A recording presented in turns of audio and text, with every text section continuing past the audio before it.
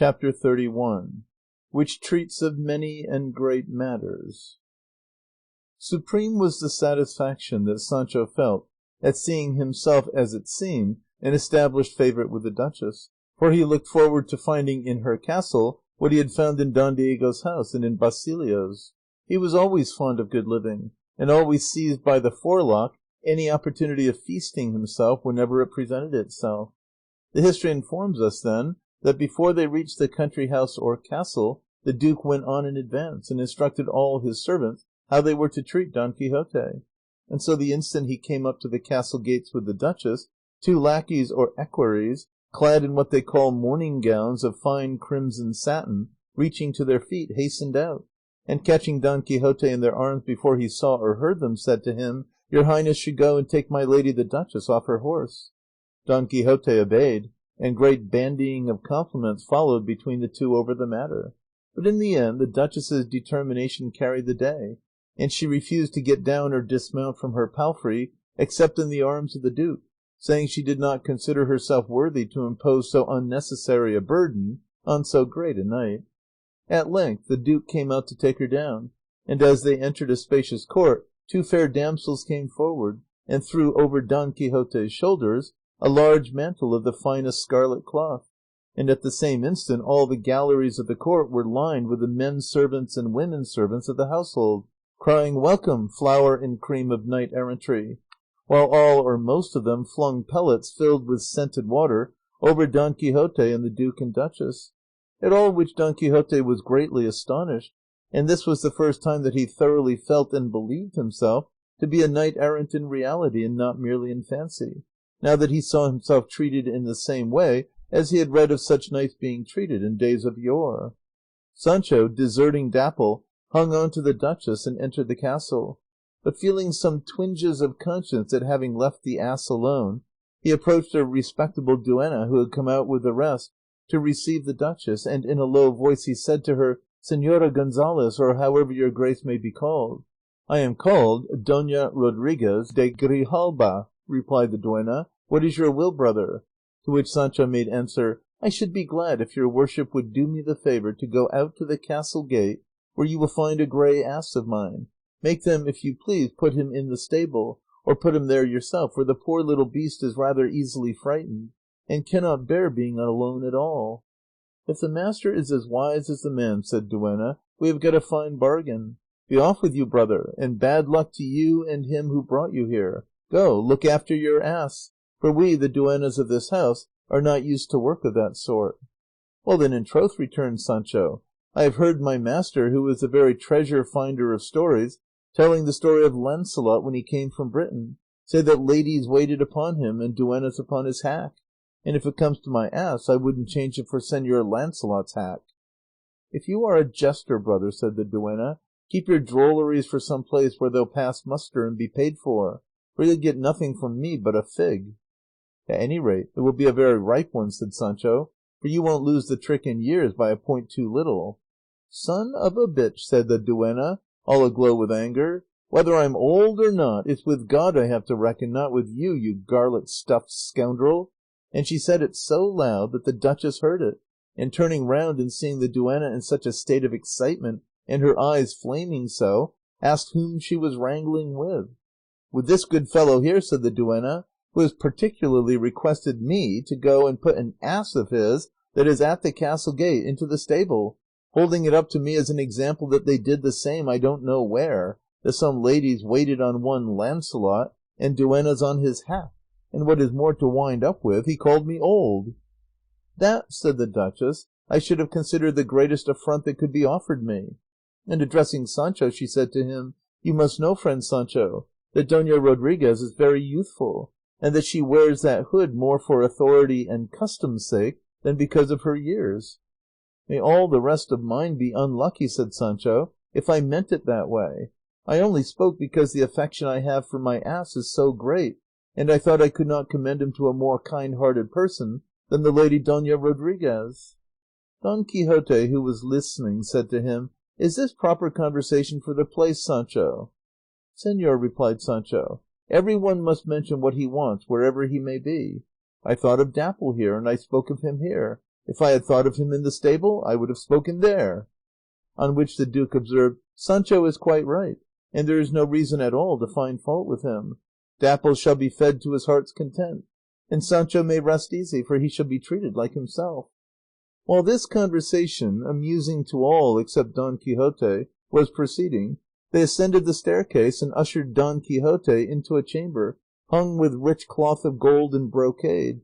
6 damsels relieved him of his armour, and waited on him like pages, all of them prepared and instructed by the duke and duchess as to what they were to do, and how they were to treat Don Quixote, so that he might see and believe they were treating him like a knight errant. When his armour was removed, there stood Don Quixote in his tight-fitting breeches and chamois doublet, lean, lanky, and long, with cheeks that seemed to be kissing each other inside. Such a figure that if the damsels waiting on him had not taken care to check their merriment, which was one of the particular directions their master and mistress had given them, they would have burst with laughter.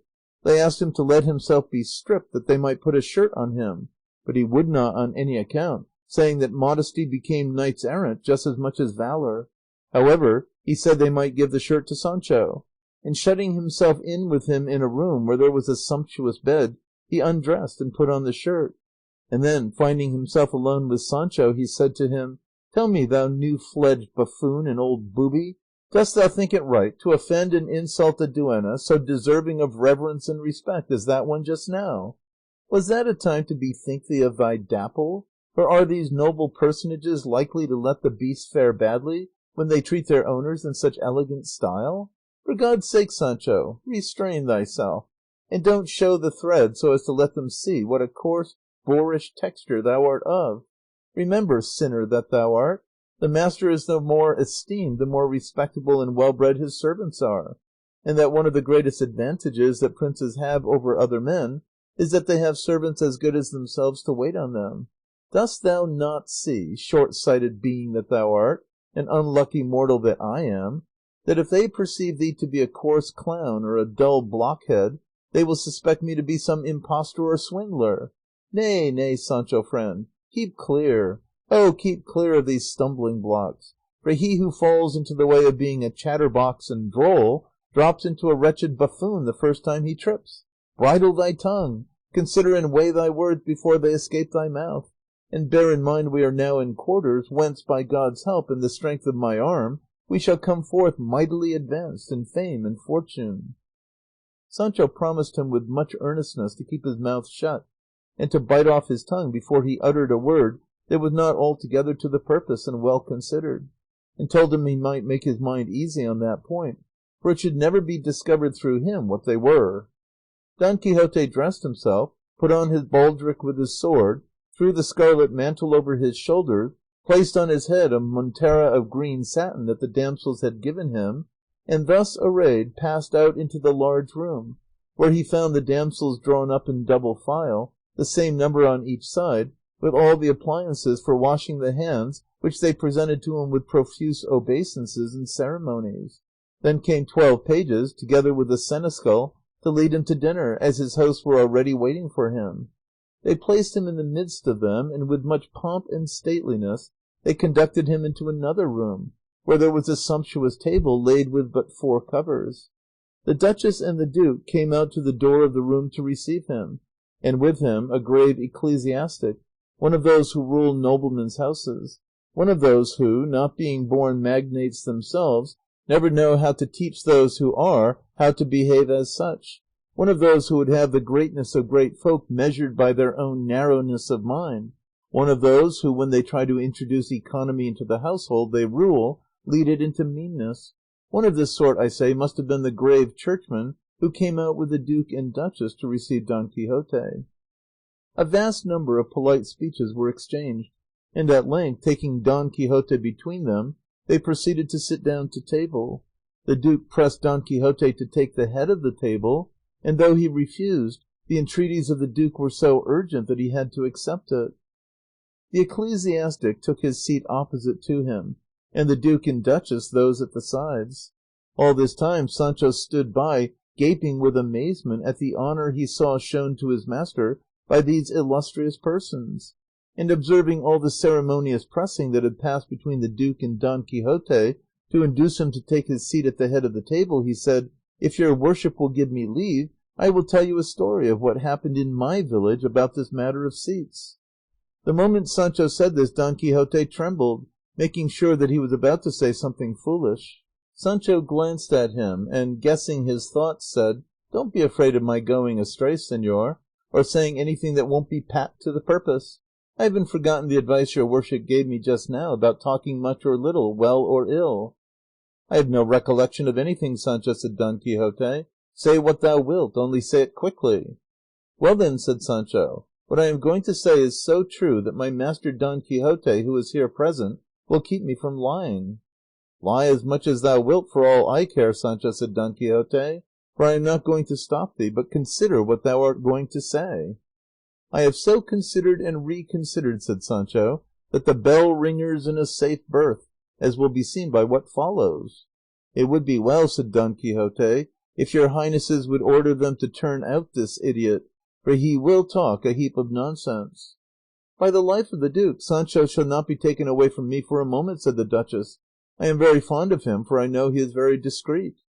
"Discreet be the days of your holiness," said Sancho, "for the good opinion you have of my wit, though there's none in me; but the story I want to tell is this. There was an invitation given by a gentleman of my town, a very rich one, and one of quality, for he was one of the Alamos of Medina del Campo, and married to Dona Mencia de Quinones, the daughter of Don Alonso de Maranon, knight of the Order of Santiago, that was drowned in the Herradura. Him there was that quarrel about years ago in our village, that my master Don Quixote was mixed up in, to the best of my belief, that Tomasillo the scapegrace, the son of Balbastro the smith, was wounded in. Isn't all this true, master mine? As you live, say so, that these gentlefolk may not take me for some lying chatterer." "So far," said the ecclesiastic, "I take you to be more a chatterer than a liar, but I don't know what I shall take you for by and by." "Thou citest so many witnesses and proofs, Sancho," said Don Quixote, "that I have no choice but to say thou must be telling the truth. Go on, and cut the story short, for thou art taking the way not to make an end for 2 days to come." "He is not to cut it short," said the duchess. "On the contrary, for my gratification, he is to tell it as he knows it, though he should not finish it these 6 days, and if he took so many they would be to me the pleasantest I ever spent." "Well then, sirs, I say," continued Sancho, "that this same gentleman, whom I know as well as I do my own hands, for it's not a bow shot from my house to his, invited a poor but respectable labourer." "Get on, brother," said the churchman; "at the rate you are going you will not stop with your story short of the next world." "I'll stop less than half way, please God," said Sancho. "And so I say this labourer, coming to the house of the gentleman I spoke of that invited him, rest his soul, he is now dead, and more by token he died the death of an angel, so they say, for I was not there, for just at that time I had gone to reap at Tembleque." "As you live, my son," said the churchman, "make haste back from Tembleque and finish your story without burying the gentleman, unless you want to make more funerals." "Well then, it so happened," said Sancho, "that as the pair of them were going to sit down to table, and I think I can see them now plainer than ever." Great was the enjoyment the duke and duchess derived from the irritation the worthy churchman showed at the long-winded, halting way Sancho had of telling his story, while Don Quixote was chafing with rage and vexation. "So, as I was saying," continued Sancho, "as the pair of them were going to sit down to table, as I said, the labourer insisted upon the gentleman's taking the head of the table, and the gentleman insisted upon the labourer's taking it, as his orders should be obeyed in his house; but the labourer, who plumed himself on his politeness and good breeding, would not on any account, until the gentleman, out of patience, putting his hands on his shoulders, compelled him by force to sit down, saying, 'Sit down, you stupid lout, for wherever I sit will be the head to you,' and that's the story, and troth, I think it hasn't been brought in amiss here." Don Quixote turned all colours, which on his sunburnt face mottled it till it looked like jasper. The duke and duchess suppressed their laughter so as not altogether to mortify Don Quixote, for they saw through Sancho's impertinence; and to change the conversation and keep Sancho from uttering more absurdities, the duchess asked Don Quixote what news he had of the lady Dulcinea, and if he had sent her any presents of giants or miscreants lately, for he could not but have vanquished a good many. To which Don Quixote replied, "Señora, My misfortunes, though they had a beginning, will never have an end. I have vanquished giants, and I have sent her caitiffs and miscreants. But where are they to find her, if she is enchanted and turned into the most ill-favoured peasant wench that can be imagined?" "I don't know," said Sancho Panza. "To me she seems the fairest creature in the world. At any rate, in nimbleness and jumping, she won't give in to a tumbler. By my faith, señora duchess, she leaps from the ground on to the back of an ass like a cat." "Have you seen her enchanted, Sancho?" asked the duke. "What? Seen her?" said Sancho. "Why, who the devil was it but myself that first thought of the enchantment business? She is as much enchanted as my father."